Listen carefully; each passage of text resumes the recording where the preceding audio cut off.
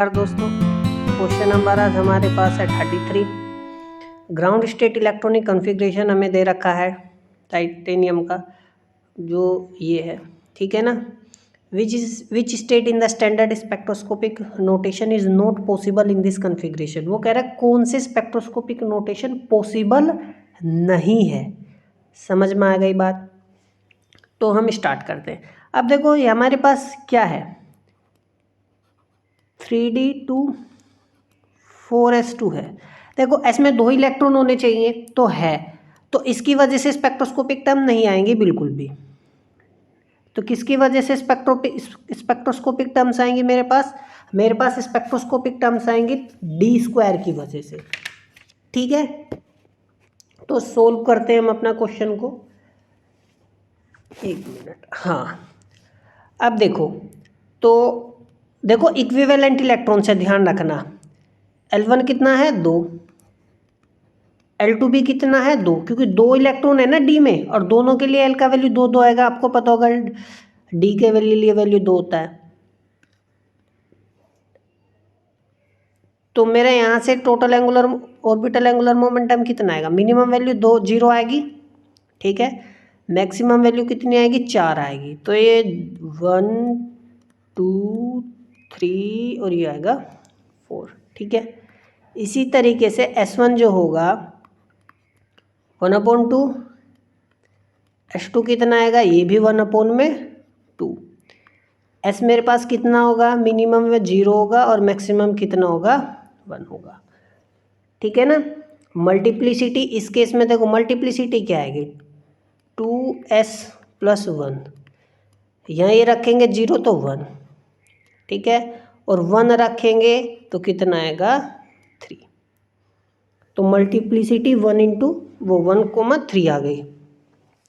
अब हमारे पास देखो स्पेक्ट्रोस्कोपिक जो टर्म निकालना है ना, इनकी मदद से निकालना है। अब आप गौर से यदि देखो तो ये इक्विवेलेंट इलेक्ट्रॉन्स है, और ये इक्विवेलेंट इलेक्ट्रॉन्स के केस में मैंने आपको क्या बताया था, सम रूल बताया था, इवन सम रूल बताया था, ठीक है ना।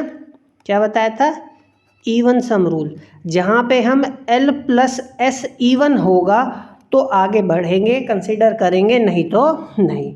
तो एक एक करके हम करते हैं, ठीक है ना।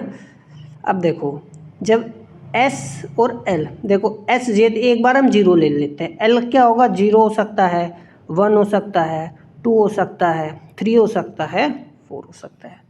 समझ में आया? अब देखो L + S हम क्या लेंगे, इवन लेंगे, ठीक है। तो S + ये 0 ये आएगा, तो इसको कंसीडर करेंगे, ठीक है। तो J का वैल्यू कितना आ जाएगा, यहाँ से J का वैल्यू आएगा 0। 0 + 1 1 नहीं कंसीडर करेंगे, 0 + 2 कंसीडर करेंगे। J का वैल्यू यहाँ से कितना आएगा 2, ये कंसीडर नहीं करेंगे, यहाँ ये कंसीडर करेंगे, कितना आएगा, J का वैल्यू 4। समझ में आ गई बात? तो यहाँ से देखो S, ठीक है ना, P D F G।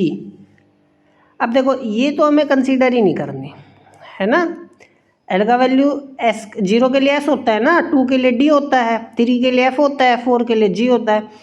अब J यहाँ पे 0 है और ये 2 है और ये कितना हो गया 4, और मल्टीप्लिसिटी 1 1 और 1। तो यदि सीधे शब्दों में कहे तो 1s0 होगा, 1d2 होगा और 1g4 होगा। कोई डाउट है? अब देखो यहाँ से 1s0 तो होगा, ठीक है। हमसे पूछा है ना क्वेश्चन में कौन सा पॉसिबल नहीं है, ठीक है। 1d2 भी है, ये भी पॉसिबल हो गया, ठीक है। अब और 2 बाकी बचे, उनको भी हम क्या कर लेते हैं, सोल्व कर लेते हैं। अब देखो S का वैल्यू 1 कंसीडर कर लेते हैं। L कितना होगा, 0 हो सकता है, 1 हो सकता है, 2 हो सकता है, 3 हो सकता है, 4 हो सकता है। अब हमें क्या करना है, L + S को इवन ही लेना है। 1 + ये तो होगा ही नहीं, 1 + ये हो सकता है, ठीक है। 1 + 2 3, ये भी नहीं होगा। 1+3 4 ये हो सकता है, 1+4 5 ये नहीं हो सकता। समझ में आया?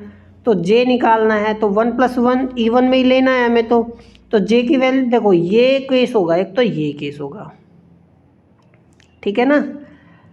कोई डाउट है? और एक केस क्या होगा, एक केस होगा ये दो ही केस पॉसिबल है। अब जे का देखो, जब एस का वैल्यू 1 हो और एल का वैल्यू 1 हो तो जे उस केस तरी में कितना आएगा, 0 1 2। एस का वैल्यू 1 हो और एल का वैल्यू कितना हो 3, तो मिनिमम 3 - 1, तो मिनिमम वैल्यू तो कितना आ गया 2, और मैक्सिमम वैल्यू कितना आएगा 4, है ना। 3 और 1 4 होगा मैक्सिमम वैल्यू, तो ये आ गया। तो देखो इस स्थिति में क्या होगा, एल का वैल्यू जब 1 होता है तो पी आता है, 3 होता है तो एफ आता है। तो 2, 3, 4 और यहाँ जे का वैल्यू 0, 1, 2 और मल्टीप्लिसिटी जब एस का वैल्यू 1 होता है तो मल्टीप्लिसिटी कितनी आ गई 3। तो 3p0, 3p1, 3p2, ठीक है ना। तो 3p0 तो था, तो ये भी पॉसिबल है। समझ में आया? 1f3 आपको कहीं नहीं मिलेगा, 1f3 है नहीं है, 1f3 नहीं है।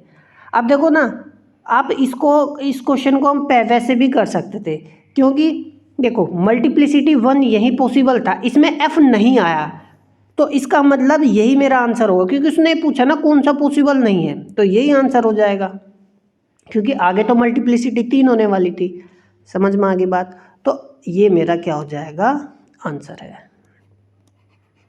ठीक है, यही क्वेश्चन ने हमसे पूछा था। तो मिलते हैं अगले क्वेश्चन में, पढ़ते रहिए।